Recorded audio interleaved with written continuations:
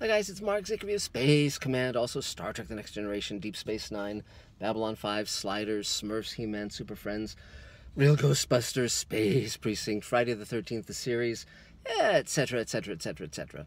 Twilight Zone Companion, which is the new editions coming out very soon. Today we're going to talk about Ready Player One. I'm doing this from the Zicree Mobile, one of the two Zicree Mobiles, because Elena's in my office working on the Lord Peter Hayne feature that she's been hired to write, and I don't want to roust her just to do this. But meantime, things are going great on Space Command. I'll be doing an update on that very shortly. But today we're going to talk about Ready Player One. And interestingly enough, I've read the novel and I've seen the movie, so I can talk about both. The first thing I should say, and this is something for all of us to be aware of when we go to a movie or watch a TV show or read a book, I'm not the target audience. A lot of the references, particularly in the novel, I got. For instance, in the novel there was one VR world that was Blade Runner, and that was very cool. This is before they did the Blade Runner sequel, and I was looking forward to seeing that in the film. It's not in the film, of course, but there were many, many pop culture references, but also many game references, and I'm not a gamer. And so that stuff just goes, totally over my head or beside me, the bullet that misses, and that's fine.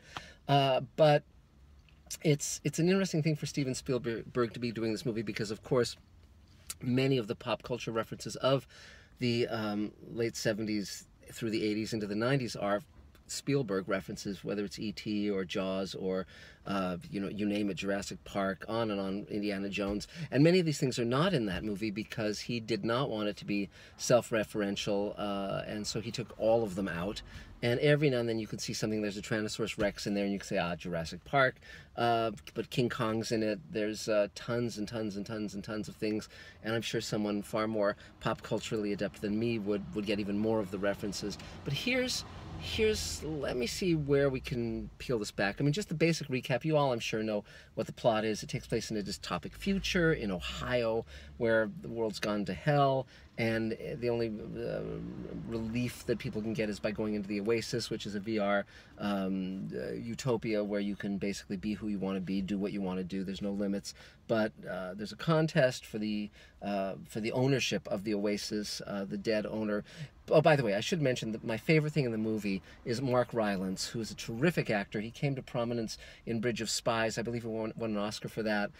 He's terrific in Dunkirk. He's terrific in Wolf Hall. He's terrific in everything I've seen him in.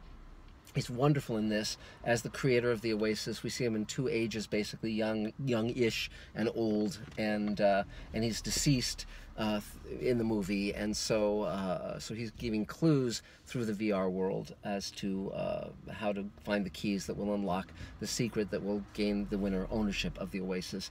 And let's see where to start. I like the novel better than the movie, but even the novel I had some challenges with. Now, the interesting thing, of course, is in the novel, the people playing the game, by and large, are out of shape. They don't look like their avatars. They aren't physically adept in the real world generally, and of course they may not be anything at all like their avatars. In the movie, they're much more attractive in their real world selves. Plus, they all seem to be able to fight like ninjas in the real world. They have martial arts skills in the real world, and I guess the idea is they've been playing these martial arts games long enough so they have those skills in the real world. But again, this is not necessarily the case.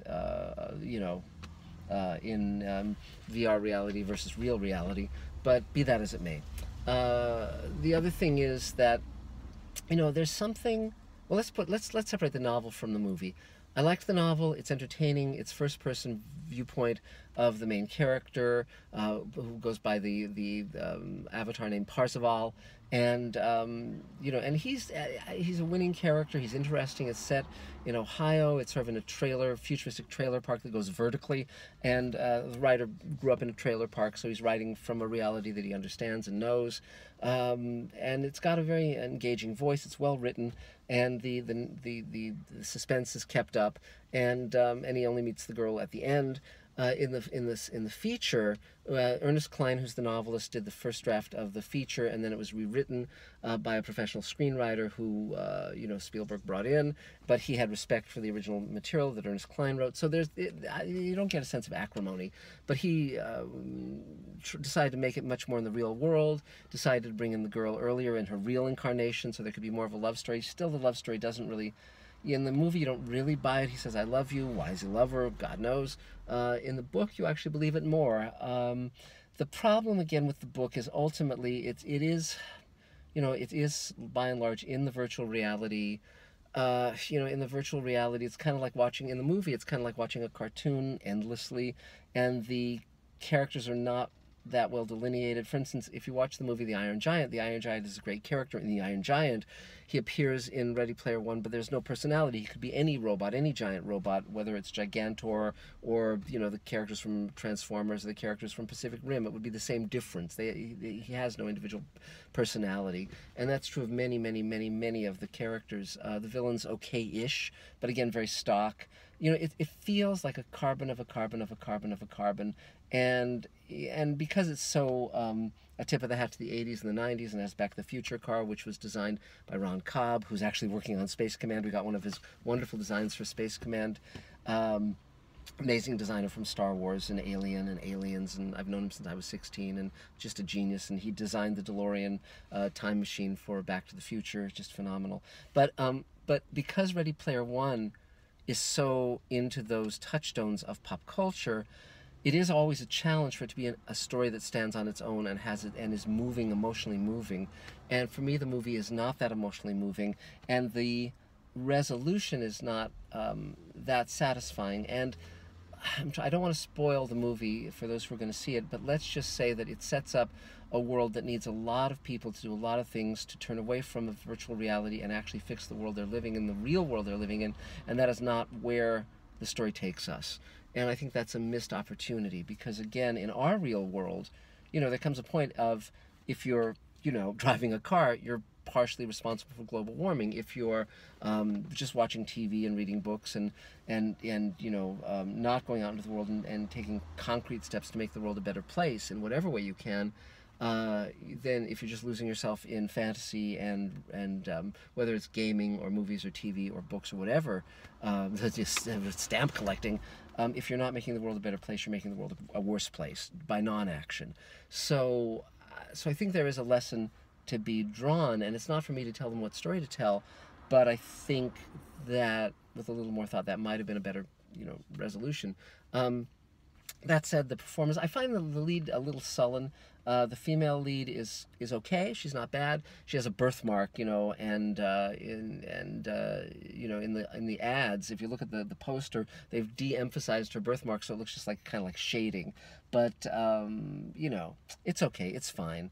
And I think if you just want an entertaining movie, it's adept, it's skillful. It's not as fun as it might be or perhaps should be. But it's, if you just want a diverting time in a dark room with popcorn, it's fine. It's not Spielberg's best movie, but on the other hand, it's not his worst movie. So, falls sort of in the middle. Spielberg has diverged from who he was in the 70s and 80s. I mean, that's when he was doing Close Encounters and E.T. and Indiana Jones and a lot of these movies were great fantasies. And then with Schindler's List, he turned more toward dividing between sort of fantasy projects and more real-world projects. And Lincoln, if you haven't seen Lincoln, it's a movie I like a lot. I think it's a really well-done film. And if I was going to go see a Spielberg film, that might be the one I would choose. But so that's sort of it. Not a home run, but not a 3 outs and go back to the locker room either. It's interesting though. One thing I should say is there are many directors now working at a very high level of proficiency into their 70s and 80s, and that's true of Spielberg. That's certainly true of Ridley Scott. The Alien Covenant may be a problematical movie, but gosh, The Martian was a great film. And, you know, so, and also, by the way, with Covenant and also with Prometheus, just turn the sound off, ignore the characters in the foreground, and just the visual design is spectacular.